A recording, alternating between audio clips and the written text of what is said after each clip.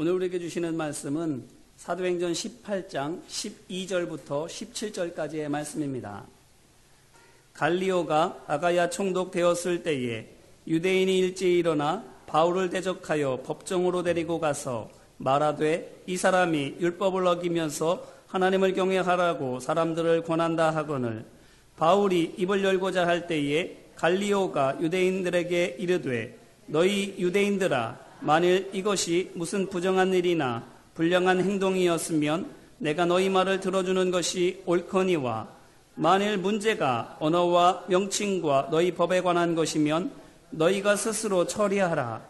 나는 이러한 일에 재판장 되기를 원하지 아니하노라 하고 그들을 법정에서 쫓아내니 모든 사람이 회당장 소스데네를 잡아 법정 앞에서 때리되 갈리오가 이 일을 상관하지 아니하니라. 아멘. 오늘 본문은 유대인들의 고발을 당했지만 총독의 보호로 풀려나는 바울에 관한 말씀입니다. 아덴에서 고린도로 온 바울이 아굴라와 브리스길라 부부를 만나 안정적인 환경 속에서 복음을 전하고 곧이어 바울을 찾아 고린도에 온 실라와 디모데까지 합류하여 바울의 본격적인 고린도 전도 사역이 시작되게 됩니다. 그래서 안락한 아굴라와 브리스길라의 집을 나와 회당 옆에 있는 디도 유스도의 집에 머물면서 그리스도의 복음을 본격적으로 전하기 시작하는 것이지요. 그러니 12장 8절에 있는 바와 같이 회당장 그리스도를 비롯하여 수많은 고린도 사람들이 예수님을 믿고 세례를 받는 등 전도의 열매가 맺혀지기 시작합니다. 그리고 이어 11절에 있는 것처럼 1년 반 동안 고린도에 머물면서 이제 막 세워진 고린도 교회의 성도들을 하나님의 말씀으로 양육해 나아가기 시작합니다. 자, 이것을 통해서 우리가 무엇을 알 수 있습니까? 바로 고난은 열매를 위한 준비더라 하는 것입니다. 보십시오. 하나님의 말씀에 따라서 소아시아로 가려던 계획을 내려놓고 마게도냐로 왔는데 처음부터 시련과 핍박을 만나지 않습니까? 마게도냐의 첫 번째 성인 빌립보에서는 옥에 갇혔고 다음 도시인 데살로니가와 그 다음 도시인 베레아에서도 박해를 받아서 일찌감치 사역을 접고 도피할 수밖에 없었지요. 그러다가 바울은 아덴을 거쳐 고린도로 왔고 실라와 디모데는 마게도냐의 다른 도시들을 두루 거쳐 고린도로 왔습니다. 함께 또한 따로 우여곡절을 겪으면서 여기까지 온 것입니다. 그런데 이렇게 기나긴 역경을 겪은 바울과 실라와 디모데가 어떻게 됩니까? 전에는 시험을 만나면 피하기 급급했지만 이제는 회당 옆에 있는 집으로 거처를 옮긴 것에서 잘 알 수 있는 것처럼 뒷걸음질 치거나 도망치기는커녕 도리어 한 걸음 더 앞으로 나아가고 있습니다. 겁과 두려움이 없어지게 된 것이지요. 그리고 이렇게 믿음으로 바라보며 나아가니 어떻게 됩니까?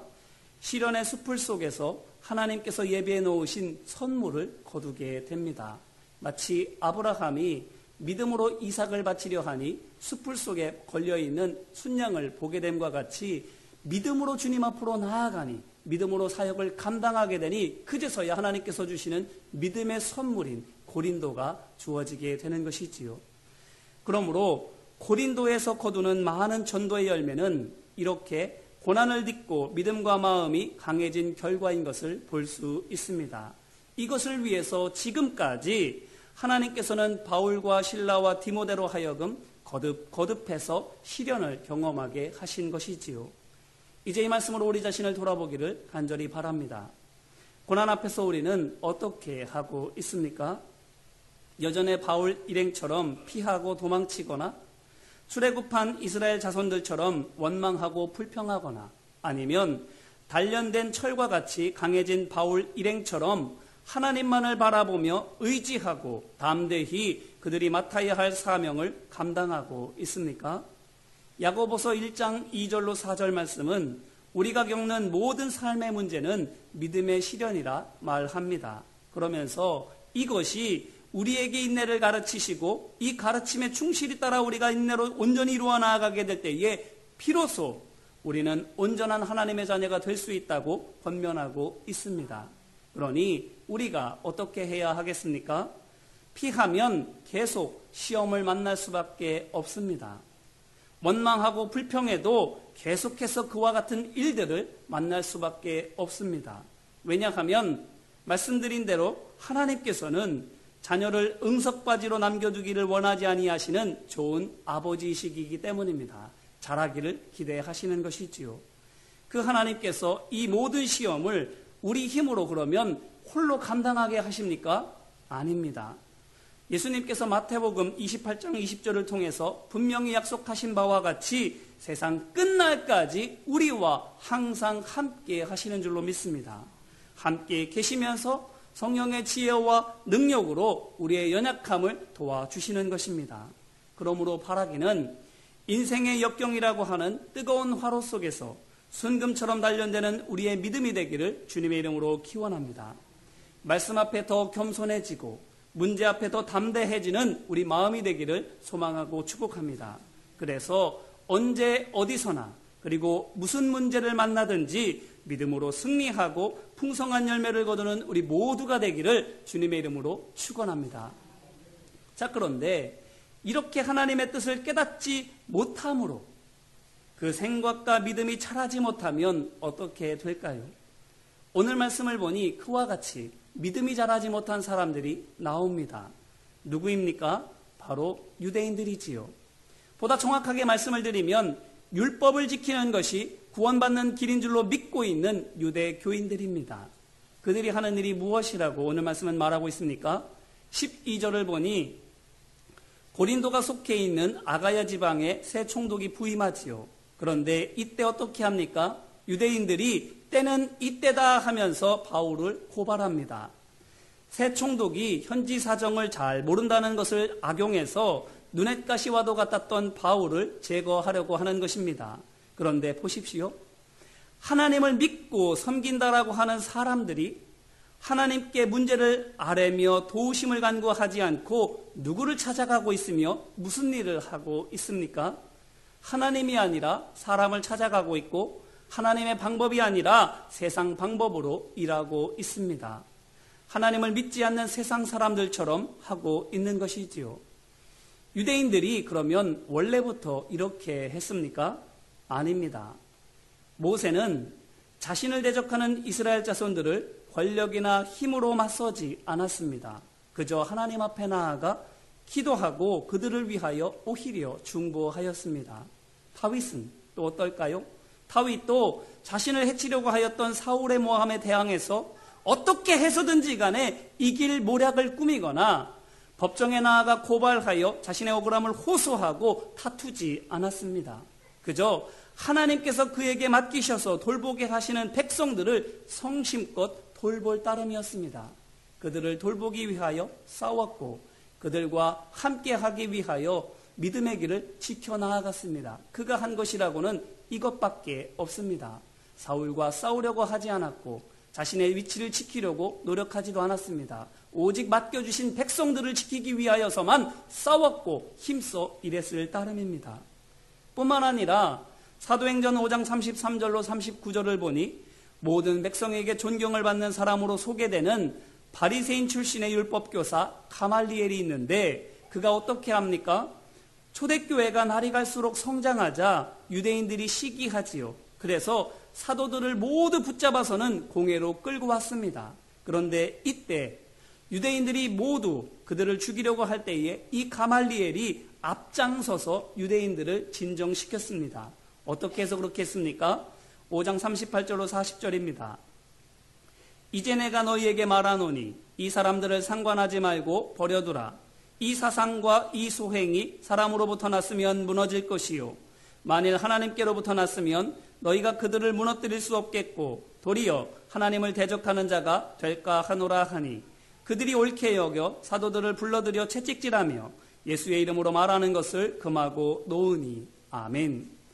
곧 유대인들의 선동과 부추김보다 하나님의 말씀을 신뢰하고 보이는 현상보다 보이지 않는 하나님의 섭리를 의지함으로 말미암아 유대인들이 하나님 앞에서 자칫 불의와 부정을 저지르지 않도록 제지한 것입니다.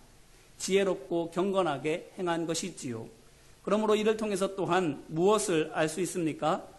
하나님의 영으로 충만했던 경건한 유대인들은 오늘 말씀에 나오는 유대인들과 다르게 무슨 일이든 세상의 논리와 방법으로 하지 않았다라는 것입니다.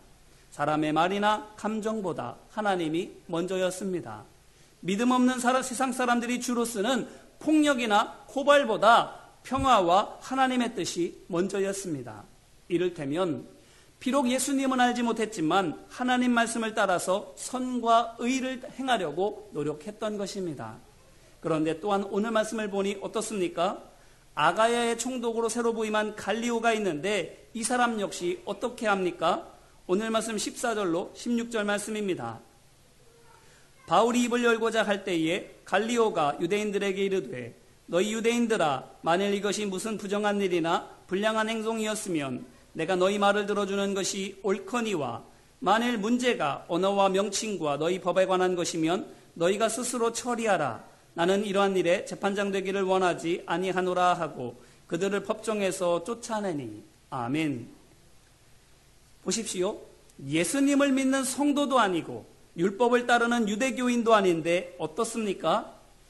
유대인들의 억지 주장과 감정적인 선동에 휘말리지 않고, 또한 고린도 시민사회의 한 축을 담당하고 있는 유대인들의 지지에도 연연하지 않고 이성적으로 현명하게 판단해서 치리하고 있지 않습니까? 그러므로 이것이 또한 무엇을 보여주는 것입니까? 바로 하나님의 말씀을 붙들지 않으면, 생각과 성품이 믿음 안에서 자라지 못하면 하나님의 백성은 세상 사람만도 못하게 되더라 하는 것입니다. 다시 말해서 예수님은 모르더라도 하나님의 말씀을 경건하게 믿고 따르면 구원받지는 못하더라도 가말리엘처럼 세상에서 훌륭한 종교인으로 존경받을 수 있고, 또한 하나님의 말씀은 모르더라도 반듯한 성품과 냉철한 이성이 있으면 오늘 말씀에 있는 갈리오처럼 세상에서 탁월한 지도자로 인정받기까지 할 수 있는데, 오늘 말씀의 유대인들처럼 하나님의 백성이 믿음뿐만 아니라 양심과 성품도 없으면, 믿음 안에서 자라나지 못하면 하나님과 사람 모두에게서 멸시와 천대를 받는 천덕꾸러기가 될 수밖에 없다라는 것입니다. 한마디로 덩치만 커졌지 영적으로 어린아이와 다름없게 될 수밖에 없는 것입니다. 그러니 이 같은 사람들의 모습이 어떻다라고 오늘 말씀은 말하고 있습니까? 17절입니다. 모든 사람이 회당장 소스데네를 잡아 벅저먹게서 때리되 갈리오가 이 일을 상관하지 아니하니라. 아멘. 바로 자기들끼리 싸우는 것입니다. 바울을 고발해서 혼쭐 내려고 했던 계획이 무산되자 회당장 소스데네를 때리고 있는 것입니다. 그러면 왜 애꿎게도 소스데네에게 이렇게 하는 것입니까?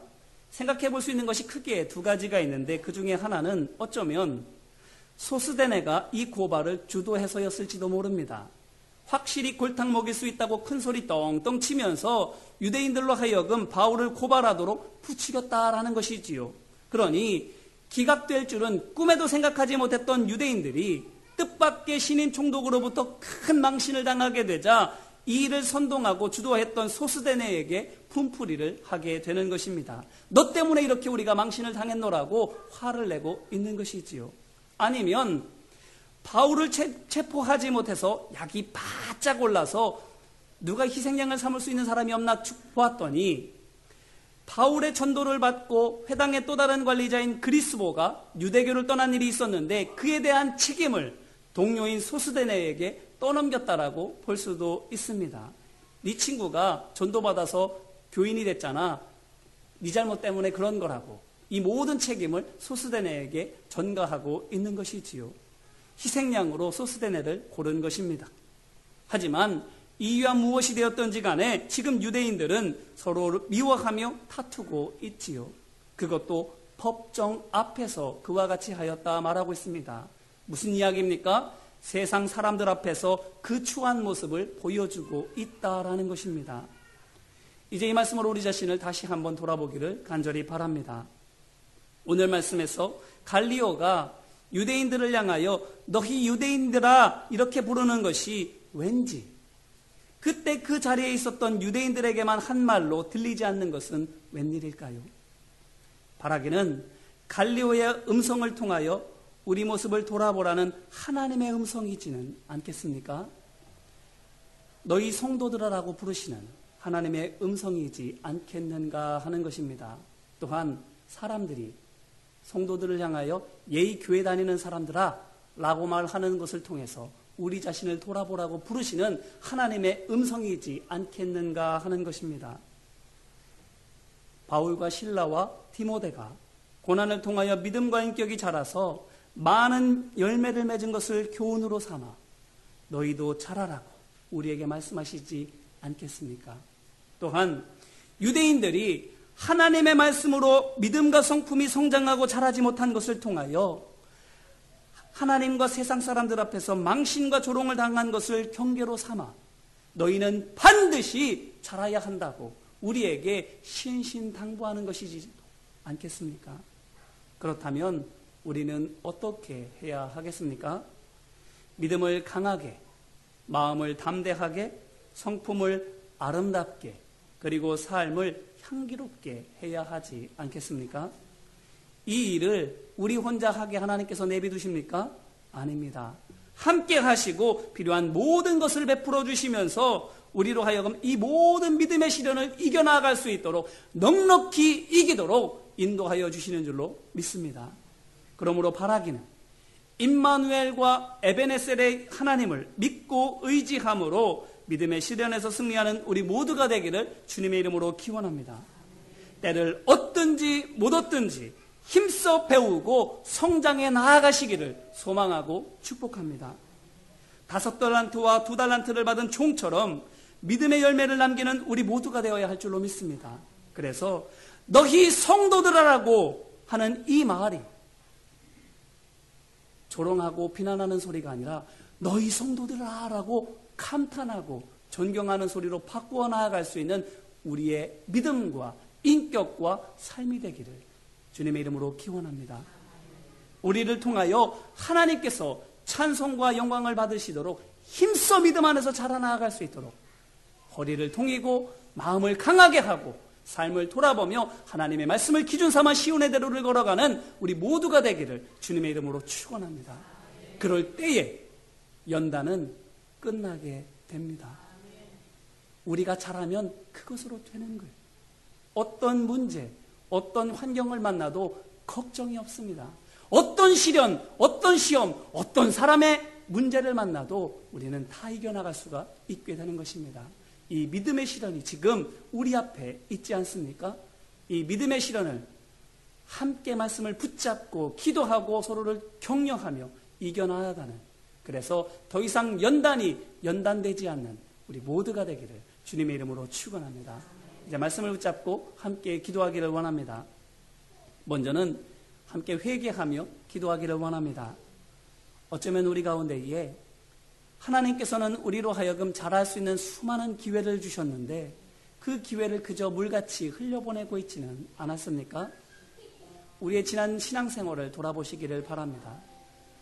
이런 어려움, 저런 환난, 저런 갈등을 통해서 하나님께서는 우리로 하여금 믿음과 성품과 삶이 성장하고 달라지기를 원하셨는데 그저 피하기만 하였고 원망하고 불평하고 싸우기로만 하지는 않았습니까?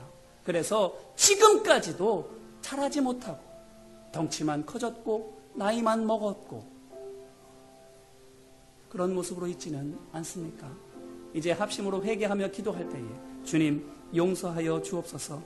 게을리하였던 것을, 하나님 말씀을 무시하였던 것을, 나 홀로 그 모든 것을 감당하는 줄로 생각하고 감히 하나님께로 아뢰지 못하였던 것들을 주님 불쌍히 여겨주시고 이제 모든 것들을 주님께 맡겨드리며 의지하며 붙드오니 주님 잘하게 하여 달라고 시간 회개하며 함께 기도하겠습니다.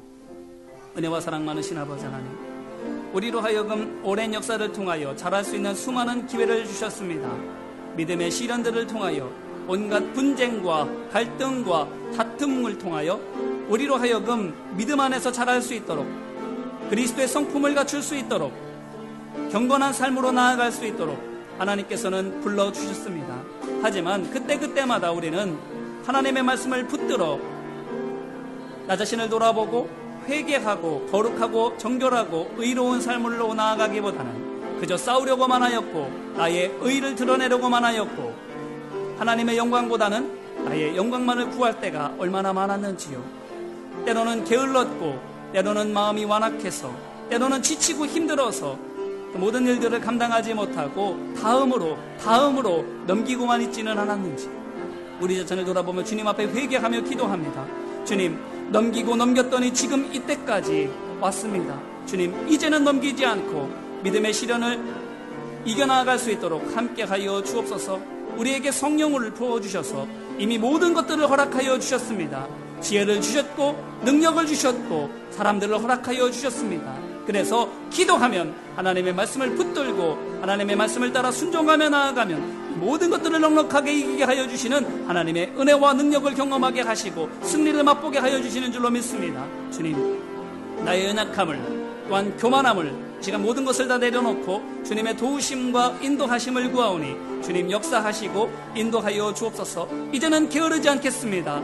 이제는 그저 넘기지 않겠습니다. 힘들다고 귀찮다고 떠넘기지 않겠습니다. 온전히 감당하고 승리할 수 있도록 주님 역사하여 주시옵소서.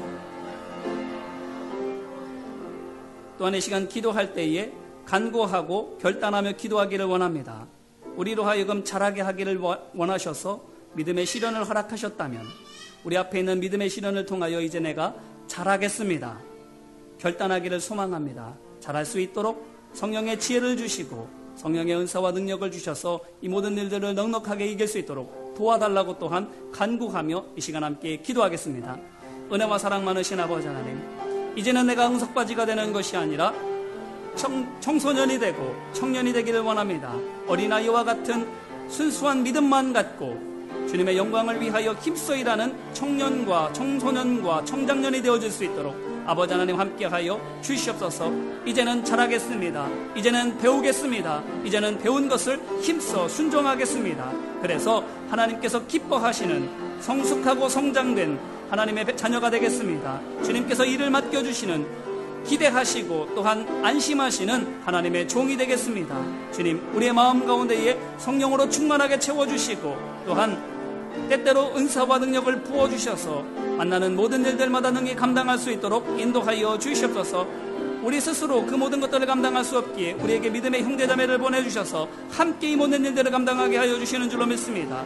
보이지 아니하시는 하나님의 그 도우심과 사랑하심을 우리의 형제와 자매들을 통하여 경험하게 하시고 함께 나누며 함께 이루어가게 하여 주시는 줄로 믿사오니 이제는 질시하고 배척하는 것이 아니라 비교하고 판단하는 것이 아니라 함께 합력하여 사랑으로 주님의 일들을 감당해 나아갈 수 있도록 도와주시옵소서. 하나님의 영광을 위하여 합력하며 지체된 몸으로서 힘써 주님의 일들을 이루어갈 수 있도록 우리 마음 가운데 성령의 충만함을 허락하여 주시옵시고 예수 그리스도의 마음을 갖도록 함께하여 주시옵소서. 결단하며 간구할 때에 그 마음 가운데 주님 확정되게 하여 주시옵시고 주님의 때에 온전히 이루어지는 은혜를 누릴 수 있도록 아버지 하나님 함께하여 주시옵소서.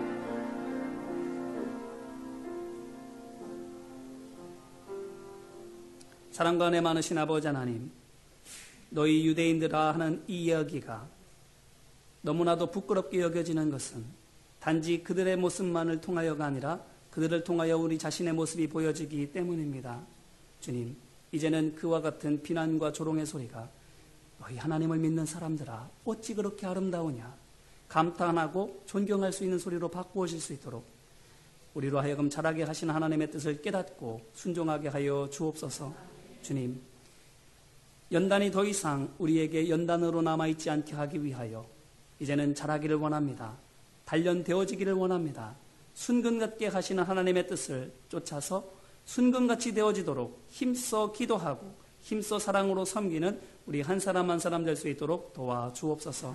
그래서 지금 우리가 겪고 있는 이 어려움이 이제 우리의 신앙생활과 우리 삶에서는 더 이상 연단으로 느껴지지 않는 축복의 재료가 될 수 있도록 아버지 하나님 함께하여 주시옵소서.